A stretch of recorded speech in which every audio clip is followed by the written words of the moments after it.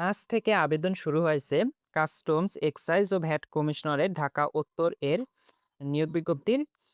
Customs excise ও VAT কমিশনারের ঢাকা উত্তরে নতুন একটি সরকারি চাকরির নিয়োগ বিজ্ঞপ্তি প্রকাশিত হয়েছে, যেখানে বেশ কয়েকটি পদ রয়েছে।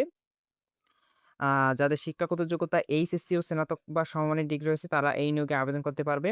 আর এই নিয়োগে শুধুমাত্র ঢাকা জেলার স্থায়ী বাসিন্দারা আবেদন করতে পারবে। আমি আবারও বলছি, এই নিয়োগে শুধুমাত্র ঢাকা জেলার স্থায়ী বাসিন্দারা আবেদন করতে পারবে। এই নিয়োগের যেই পদগুলো রয়েছে: পরিসংখ্যান অনুসন্ধায়ক, কম্পিউটার অপারেটর, ষাট লিপিকার কাম কম্পিউটার অপারেটর, উচ্চমান সহকারী, ক্যাশিয়ার, ষাট মুদ্রাক্ষরিক cum computer operator, data entry বা control operator, dispatch rider, photocopy operator, এই পদগুলো রয়েছে।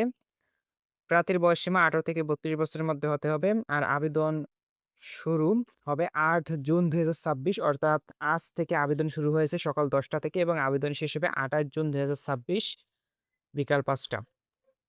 যারা এখন পর্যন্ত আমাদের ইউটিউব চ্যানেলটি সাবস্ক্রাইব করেননি অবশ্যই সাবস্ক্রাইব করে রাখবেন। আর ফেসবুক পেজ থেকে যদি আপনি ভিডিওটি দেখে থাকেন অবশ্যই পেজটি ফলো দিয়ে রাখবেন।